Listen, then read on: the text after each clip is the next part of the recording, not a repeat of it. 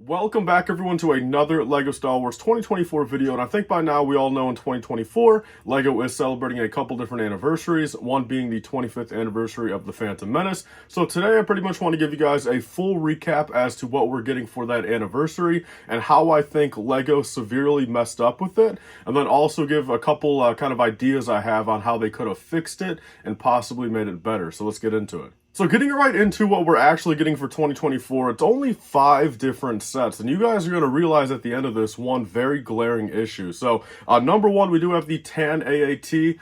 This came out January 1st. It's available at like Target, Barnes & Noble. Retails for $5, of course, has no minifigures, has the nice logo on it. I think that poly bag is perfectly fine. I think it's a great addition. I think it makes perfect sense for the anniversary, so there's really nothing I would change about that. Moving into March 1st, there's nothing for March 1st, so then we skip over, we go to May 1st, 2024.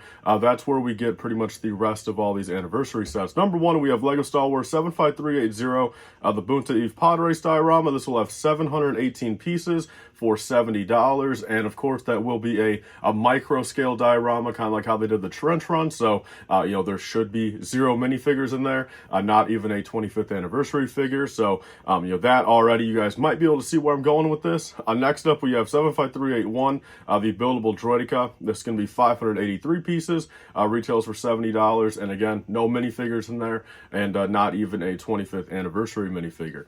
Next up here, we have LEGO Star Wars 75383. It is the Sith Infiltrator. This also retails for $70. All right, and we're finally getting our first couple Phantom Menace minifigures. Those being 4 of them: Darth Maul, Padme, Qui-Gon Jinn, and then also Captain Panaka. So we finally have a couple figures there. Then lastly for May, and actually lastly for the year, we do have LEGO Star Wars 40676, the Phantom Menace multi-pack brickheads. This is going to retail for $55. We have no direct confirmation as to what the characters will actually be, but again, I'll give you guys my idea. I think it's going to be Darth Maul, young Obi-Wan, Qui-Gon, Padme, Jar Jar, and then young Anakin. Pretty much 5 full $10 minifigures, or characters, and then a $5 small Anakin character. So 1 poly bag, 1 diorama, 1 buildable character, 1 regular playset, and then 1 brickheads. All right. Of course, there's 1 other poly bag, a couple different GWPs for the year. Those technically could have something to do with the Phantom Menace, but I doubt it's going to fix the problem that I think LEGO has here. So you guys may have already noticed the problem that I think LEGO has with these 5 different LEGO Star Wars sets, and that being there's only 4 minifigures amongst all 5 of those sets. So, of course, like some people say, minifigures aren't the end-all, be-all, for sets, but in a scenario like this for a 25th anniversary, I really do think they should have leaned a little bit more into the minifigure side of things. So basically, I want to finish off this video by kind of telling you guys how I think I would have done it and how I think they should have done it.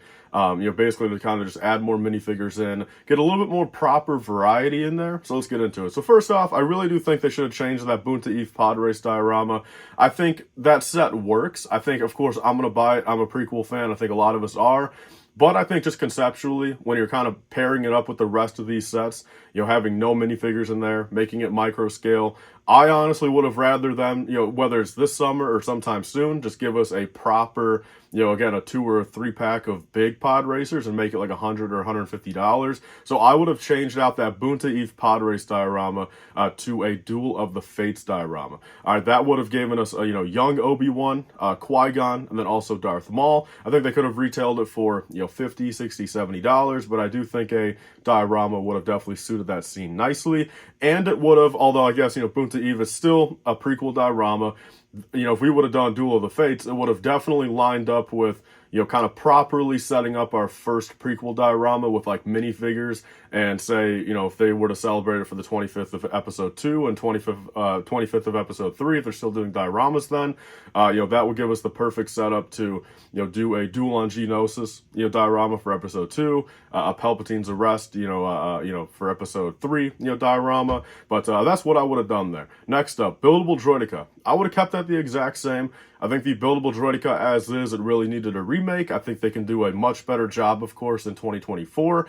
And I think a lot of us, appreciate droidicas. I think we all think they're cool. I think we're going to like it. I think they're going to do a great job on it. But the one thing I would have done to kind of just fancy it up a little bit, whether they, technically counted it as a 25th anniversary minifigure or not, they did not necessarily have to do it. But I think if they would have done, or I mean, they could have technically counted it as like a 25th anniversary of the Phantom Menace minifigure, kind of have two different things there, is I think something like a Boss Nass. I think if they would have finally given us a brand new, first ever, good molded Boss Nass in that set, first off, it would have helped out the minifigure problem. It would have given us a character that we haven't had in 25 years, and it probably would have helped, just sell that droidica a little bit for some of these fans in Star Wars, that just kind of like the minifigures more than the bills. All right, there's definitely a large majority of people that, claim they at least buy these sets for the figure. So I think having a Boss Nass in there definitely would have helped it. Moving on to the Sith Infiltrator for $70. I mean, look, if I was in charge of Lego, first off, I would have made it like 120 bucks. Just the truth of the matter. I've got a bad feeling the $70 one might be pretty tiny. I'm not saying that's going to necessarily make it a bad set, but if I was in control of it, I would have made it bigger. I would have made it more pricier. And again, at that point, it doesn't really matter about the price. I just would have made the set bigger. And if it meant the set was another $30 on top, that's how you have to run it. But that's what I would have done. Minifigure-wise, I would have changed it up a little bit. I would have done Qui-Gon, of course, Darth Maul. I would have kept the Padme, of course, in her kind of blue outfit. And then here's where I would have put other minifigures, all right? Captain Panaka, man, I love you. I think you're cool. It is what it is. But we don't need you in here. All right, I think there's two other minifigures they could have definitely had that were missing in 2024. That being Watto. I guess there is some controversy out there. We might not ever get a Watto minifigure ever again. I haven't looked too much into it, but I do think a Watto minifigure after 10 years would have been nice. And then also a young Anakin minifigure, man. That is one that we're desperately missing in 2024. You guys know my whole complaint on the, so many Lukes, so little Anakins. I do think a young Anakin would have been nice. Both previous, iterations of the Sith Infiltrator have had a Watto at one point and young Anakin. So it makes sense as to, what Lego would do. So I wish they would have, for I think $100, make it a little bit bigger, include one extra figure. That would have been the move. Next up, Phantom Menace brickheads. I would have kept it the exact same. I think it makes perfect sense. It lines up with what they did last year. And, those 5 characters I said earlier, or those 6 characters is, what I would want them to do. All right, then moving on. So that's technically everything that Lego did this year, like slot-wise, okay? Without adding extra stuff, without adding anything crazy. And that's how I would have rather them do it if they were to keep it the exact same at basically the same price points, just to give us a little bit more minifigure variety, man. All right, because again, in 2024, I mean, we're desperately missing young Obi-Wan, young Anakin, Watto, Queen Amidala. Of course, they can't do everything, but moving into a couple additional sets here. All right, look, if I was in charge of Lego, these are cheap enough where I would have tried to put them somewhere. Okay, I would have maybe given us this one set rather than the Luke Skywalker mech, that being a $15. I think they could have do it for $14.99. A remake of the Brown Vulture droid that they did in 1999. I think that's like just like such a nostalgic, classic for Lego Star Wars and Phantom Menace. Where if they were to give us that, just the build, 100 pieces, and that's where they could give us a pilot droid. Look, I know Vulture droids are their own beings. I know they are sentient in the regards of they control themselves. But I do think that's where they could give us just a singular pilot droid. All right, allow new collectors to, get that blue torso finally. Have it maybe with the print on the back of the head too. Make it a nice pilot droid. And that's where they can include that. Next up, the final set that I would do this year that I think would make perfect sense. It would correlate with the Tan AAT polybag more. I would do a $50 Tan AAT sometime in the summer. All right, but the biggest thing here is I would include a Cadu. Okay, there's one of two ways they could do this. They could do it for $50 and include a Cadu, or they can make it like an $80 dual set, but finally have it where it's ground vehicles, and they could have done a Tan AAT and a Flash Speeder. I think that's a little bit more awkward for them to do, though. I don't know if they would have done that. But on an anniversary, though, maybe. But I would rather go, the Tan AAT route, include a Cadu, okay, the molded. They used to be in Earth Orange. They'd probably be in dark orange these days. I would include at that point a Chief Tarpals, a Jar Jar, which we're also missing in 2024, a Commander droid. Again, just kind of help people flesh out their droid army a little bit, give us that yellow torso, and then 2 regular battle droids. I think that would be a very nice little build there.